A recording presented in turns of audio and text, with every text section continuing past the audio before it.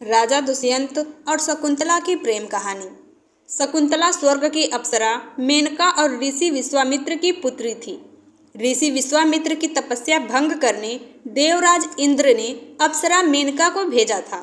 मेनका ने अपने रूप और यौवन से ऋषि विश्वामित्र की तपस्या भंग कर दी और दोनों के संसर्ग से शकुंतला का जन्म हुआ।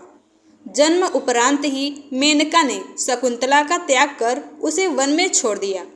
शंकुत नामक पक्षी से नवजात शकुंतला की रक्षा कर कण्व ऋषि अपने आश्रम ले आए और पक्षी के नाम पर उसका नाम शकुंतला रख दिया।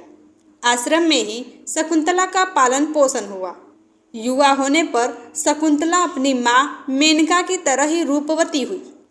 एक दिन आखेट खेलते हुए हस्तिनापुर नरेश दुष्यंत वन में आए और कण्व ऋषि के दर्शन की अभिलाषा में आश्रम पधारे। द्वार से ही उन्होंने ऋषि को पुकारा। पुकार सुनकर शकुंतला बाहर आई। शकुंतला के रूप को देखकर राजा दुष्यंत उस पर मुग्ध हो गए। शकुंतला ने उन्हें बताया कि कण्व ऋषि तीर्थ यात्रा पर गए हैं। जब राजा दुष्यंत ने शकुंतला का परिचय मांगा तो शकुंतला ने उन्हें बताया कि वह कण्व ऋषि की पुत्री है। कण्व ऋषि आजन्म ब्रह्मचारी थे। अतः शकुंतला का परिचय सुन राजा दुष्यंत आश्चर्य में पड़ गए। तब शकुंतला ने अपने जन्म और त्याग की कथा का वर्णन करते हुए बताया कि वह कण्व ऋषि की दत्तक पुत्री है। शकुंतला को देखते ही राजा दुष्यंत उस पर मोहित हो गए और उसके प्रेम में पड़ गए। इधर शकुंतला ने भी उन्हें अपना हृदय अर्पित कर दिया। इसलिए जब राजा ने उसके समक्ष विवाह की प्रस्ताव रखे तो उसने स्वीकार कर लिया। वन में ही दोनों का गंधर्व विवाह हुआ। विवाह के उपरांत कुछ समय तक राजा दुष्यंत शकुंतला के साथ आश्रम में ही रहे, किंतु राजपाट के दायित्व के कारण उन्हें राजमहल लौटना था। उन्होंने शकुंतला को वचन दिया कि कण्व ऋषि के लौटने पर वह उसे विदा कर महल ले जाएंगे। प्रेम के प्रतीक स्वरूप उन्होंने शकुंतला को स्वर्ण मुद्रिका प्रदान की और हस्तिनापुर लौट गए। इस बीच एक दिन कण्व ऋषि के आश्रम में दुर्वासा ऋषि पधारे और पुकार लगाई। राजा दुष्यंत के विचारों में खोई शकुंतला उनकी पुकार सुन नहीं पाई, जिसे दुर्वासा ऋषि ने अपना अपमान समझ लिया और शकुंतला को श्राप दे दिया कि जिस किसी के ध्यान में लीन होकर तूने मेरा अपमान किया है वह तुझे भुला जाएगा। दुर्वासा ऋषि का श्राप सुनकर शकुंतला का ध्यान टूटा और वह अपने विचारों की दुनिया से बाहर आई। वह ऋषि के चरणों में गिर पड़ी और क्षमा याचना करने लगी। तब दुर्वासा ऋषि का हृदय द्रवित हुआ और उन्होंने कहा कि मैं अपना श्राप वापस तो नहीं ले सकता, किंतु तुम्हें ये आशीर्वाद देता हूँ कि तुम्हारे प्रेम का प्रतीक चिन्ह देखकर तुम्हारे प्रेमी को तुम्हारा पुनः स्मरण हो आएगा। समय व्यतीत हुआ और कण्व ऋषि तीर्थ से आश्रम लौट आए। उनके वापस आने के पूर्व ही शकुंतला गर्भवती हो चुकी थी। उसने कण्व ऋषि को राजा दुष्यंत और स्वयं के गंधर्व विवाह के संबंध में पूरी बात बता दी। कण्व ऋषि उससे बोले कि विवाहित कन्या का अपने पिता के पास रहना उचित नहीं है, उसे अपने पति के घर जाना चाहिए।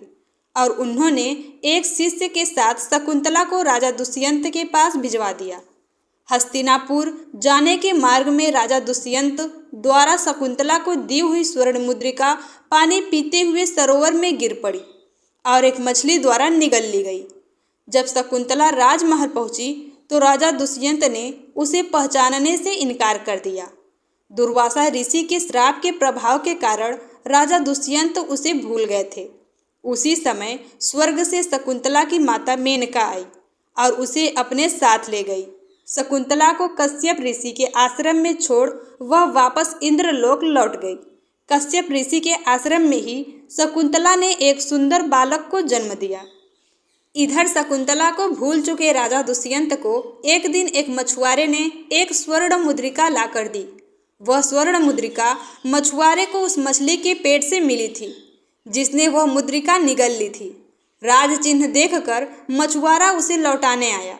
मुद्रिका देखते ही राजा दुष्यंत की याददाश्त वापस आ गई और उन्हें शकुंतला के बारे में सब स्मरण हो आया। उन्होंने तुरंत सैनिकों को शकुंतला को ढूंढने भेजा, किंतु वो उसे ढूंढ न सके। स्वर्ग में देवासुर संग्राम छिड़ा हुआ था। देवराज इंद्र के निमंत्रण पर राजा दुष्यंत उनकी सहायता हेतु इंद्र की नगरी अमरावती गए। युद्ध में विजयी होने के उपरांत वे आकाश मार्ग से वापस लौट रहे थे कि उन्हें कश्यप ऋषि का आश्रम दिखाई पड़ा और वे उनके दर्शन के लिए रुक गए। आश्रम के आंगन में राजा दुष्यंत एक सुंदर बालक को खेलते हुए देखा, जिसे देख उनका प्रेम उमड़ आया। वे उसे गोद में उठाने के लिए जैसे ही आगे बढ़े, शकुंतला की सखी ने उन्हें रोकते हुए कहा, राजन, इस बालक को न छुए। जो भी इसे छुएगा, इसकी भुजा में बंधा काला धागा नाग बनकर उसे डस लेगा। किंतु राजा दुष्यंत स्वयं को रोक न सके और बालक को अपनी गोद में उठा लिया। गोद में उठाते ही बालक की भुजा में बंधा काला धागा टूटकर गिर गया। शकुंतला के सखी को ज्ञात था कि जब भी बालक का पिता उसे अपनी गोद में उठाएगा तो उसकी भुजा में बंधा काला धागा टूटकर गिर जाएगा। उसने जाकर शकुंतला को पूरी बात बता दी। शकुंतला राजा दुष्यंत के पास आई तो वे उसे पहचान गई। क्षमा याचना कर उन्होंने उसे राजमहल चलने को कहा। शकुंतला मान गई। फिर कश्यप ऋषि की आज्ञा लेकर वे हस्तिनापुर लौट आई। इस तरह दोनों की प्रेम कहानी पूर्ण हुई।